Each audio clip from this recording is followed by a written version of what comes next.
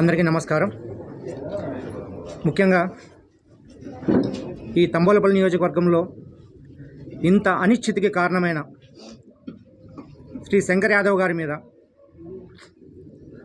ఆయన ఒక యదవ, పనికిమాలినోడు, పార్టీకి పనికిరాడు, అతను టికెట్ ఇస్తే ఓడిపోతున్న ఉద్దేశంతోనే పక్కా ఇంటెలిజెన్స్ రిపోర్ట్ ఉండడం వల్లనే ఆయనకి టికెట్ కాదని ప్రముఖ పారిశ్రామికవేత్త, 10 మందికి మంచి చేయాలని ఉద్దేశం కలిగి ఉన్న వ్యక్తి జయచంద్రారెడ్డి గారిని గుర్తించి నారా లోకేష్ బాబు గారు కావచ్చు, చంద్రబాబు నాయుడు గారు కావచ్చు, ఉమ్మడి కూటమి నేతలందరూ కలిసి నిర్ణయించి జయచంద్రారెడ్డి గారికి ఆ రోజు టికెట్ ఇవ్వడం జరిగింది.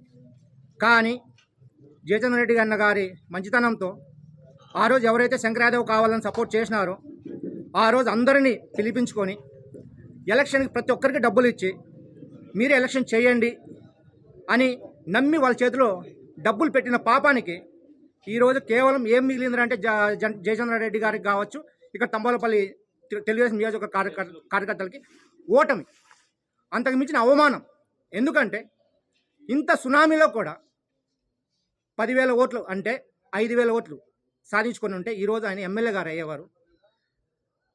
అనుకున్న విధంగా ఇంతకు మించి 8 నెలలు కావాల్సిన కూటమి ప్రభుత్వం వచ్చి ఇంతకు మించిన అభివృద్ధి చేసి చూపించుండేవాళ్ళు.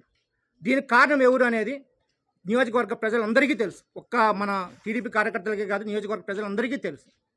కానీ ఇప్పుడున్న అవకాశాలను దృష్టిలో పెట్టుకొని ఉన్న ప్రతి ఒక్క గోడిపోయినప్పటి నుంచి కూడా ప్రజలకు అందుబాటులో ఉంటున్నాడు. ఏ సమస్య ఉన్నా పలుకుతున్నాడు. వాళ్ళకి కావాల్సిన సహాయ సహకారాలు అందిస్తున్నా కూడా ఇప్పటికి 8 నెలలు అవుతుంది. ఇప్పటికీ వాళ్ళ చెంచాలు ఎవరైతే ఉన్నారో ఈరోజు ప్రతి ఒక్క పేరు తెలుసు, వాళ్ళు చేసిన ఎదవ పనులు తెలుసు. ఇప్పుడు మళ్ళీ గెలిచిన తర్వాత వాళ్ళు సరైన బుద్ధి ఉండుంటే, ఇంత రాజకీయ అనుభవం ఉన్న గాడులైంటే కూటమి ప్రభుత్వం అధికారంలోకి వచ్చింది. జయచంద్ర రెడ్డి గారు ఓడిపోయినారు, అయినా కూడా ఇన్ఛార్జ్ అతనే ఉంటారు. సో 4 అభివృద్ధి పనులు చేసి పార్టీకి 5 ఏళ్ళు మీరు చాలా ఇబ్బందులు పడినారు వైసీపీ గవర్నమెంట్లో. మీరు 10 రూపాయలు సంపాదించుకోవచ్చు, వర్కులు కావచ్చు, ఉద్యోగుల పరంగా కావచ్చు, వేరే విధంగా అయినా సరే మీకంటే ఒక గుర్తింపు అనేది కలిగి ఉండేది. కానీ మీరు ఈరోజు ఏం చేస్తున్నారు? అదే పెద్దిరెడ్డి వాళ్ళ ద్వారా శంకర్ యాదవ్ అమ్ముడుపోయి ప్రతి ఒక్క దానికి ఇక్కడ కార్యకర్తలని చాలా అయోమయం గురి చేస్తున్నారు. మీరు చెప్పండి, మీ భార్య పిల్లల మీద ఒట్టేసి చెప్తారా? ఇంకెవరి మీద సరే మీరు నమ్ముకున్న దేవుడి మీద ప్రమాణం చెప్తారా? చెప్పండి. ఇన్ని లక్షలు తీసుకున్న వాళ్ళు మీరు జయచంద్ర రెడ్డి గారి మీరు ఓట్లు వేయించారా? మీరు ఓట్లు వేయించింటే కేవలం 10,000 ఓట్లు ఎలా ఓడిపోతారు జయచంద్ర రెడ్డి గారు అనేది మీ ఊహకే వదిలేస్తున్నా. ఇంకొక ముఖ్య విషయం, మీరు ఏదన్నా కానీ చేయాలనుకుంటే చేసుకోండి. మీకు భావ ప్రకటన స్వేచ్ఛ ఉంది, మీకు నలుగురిలో తిరిగే స్వేచ్ఛ ఉంది, అన్నీ ఉంది. కాకపోతే తెలుగుదేశం జెండా పట్టుకునే నైతిక హక్కు మీకు లేదని ఈరోజు మీడియా ముఖంగా తెలియజేస్తున్నాం. మరొక ముఖ్య విషయం, ఇంకొకసారి కానీ మీరు ఏదన్నా జయచంద్ర రెడ్డి మీరు వ్యక్తిగత కార్యక్రమాలు చేసుకుంటే చేసుకోండి. అంతేగాని పార్టీ కార్యక్రమాలలో ఎట్టి పరిస్థితుల్లో కూడా ఇన్ఛార్జ్ గారికి వ్యతిరేకంగా జెండా పట్టుకొని వస్తే ఆ రోజు ఏం జరుగుతుంది అనేది మీ ఊహకు అనేది వదిలేస్తున్నాం. మీరు చేస్తున్న ప్రతి ఒక్క లంగా పనులు ఈరోజు అధిష్టానం నిశ్చితంగా పరిశీలిస్తోంది. మీరు చేసే ఎదవ పనుల వల్ల ఆల్రెడీ 24లో శంకర్ టికెట్ దొబ్బింది, 19లోనూ ఇచ్చినా కూడా పోయింది. మీరు చేసే ప్రతి ఒక్క పని ఆయనకు మైనసే తప్ప ప్లస్ అనేది కాదనేది మీ అందరికీ తెలియజేస్తున్నా. ముఖ్యంగా సోషల్ మీడియా రాత్రికి ఒక క్వార్టరు 100 రూపాయలు బిర్యానీ ఇస్తే అమ్మ లేదు, ఆలి లేదు, చెల్లి లేదు, అక్క లేదు, జుగుప్సాకరంగా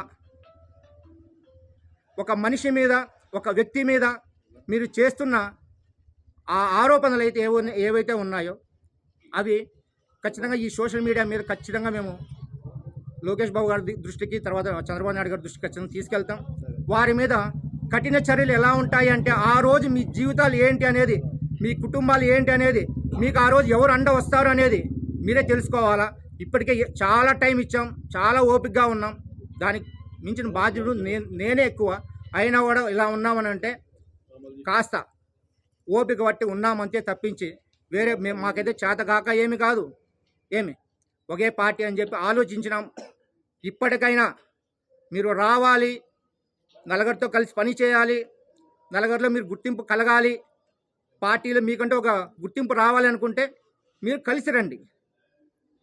ఖచ్చితంగా జయచంద్ర రెడ్డి గారు హక్కున చేర్చుకొని మీకు తగిన సముచిత గౌరవం ఇవ్వకపోతే మీరు ఆ రోజు రండి. రోడ్లో కూర్చొని మేము మాకు సరైన గౌరవం ఇవ్వలేదు అనేసి. మీరు రాకుండా వాళ్ళు వచ్చినారు పార్టీలకి, వీళ్ళు వచ్చినారు పార్టీలు. అవును వస్తారండి, ఎందుకు రారు? పక్కన సీటు ఖాళీగా ఉంది. సీట్ ఖాళీ ఉన్నప్పుడు ఇప్పుడు మీరు ఎదవనేసి ఇప్పుడు 24లో సీట్ ఖాళీ ఉందనేసి పిలిపించి టికెట్ ఇచ్చినారు. సేమ్ అదేవిధంగా ఇక్కడ కూడా అదే ఉంటుంది. ఇప్పుడు ఈ పక్కన సీట్ లేదు, ఎవరెవరు నాకు మనిషి కావాలా, కూర్చుంటారు. ఇంతకుముందు ఏదో చేశారనేసి వాళ్ళట్ట వీళ్ళట్ట అని కాదు, మీరు వచ్చి చేయండి. మీరు వచ్చి చేస్తే ఎందుకుంటారు? మీకు చేసుకోవడం చేత కాదు, ముఖ్యంగా మీకు పనులు చేసుకోవడం చేత కాదు, రాజకీయం చేయడం చేత కాదు. దయచేసి ఇకపైనన్నా ఇలాంటివి క్రియేట్ చేయకుండా తమ్మలపల్లి ప్రజలకి జయధన్ రెడ్డి అన్న గారికి మంచి పేరు తీసుకొస్తారని కోరుకుంటున్నాను.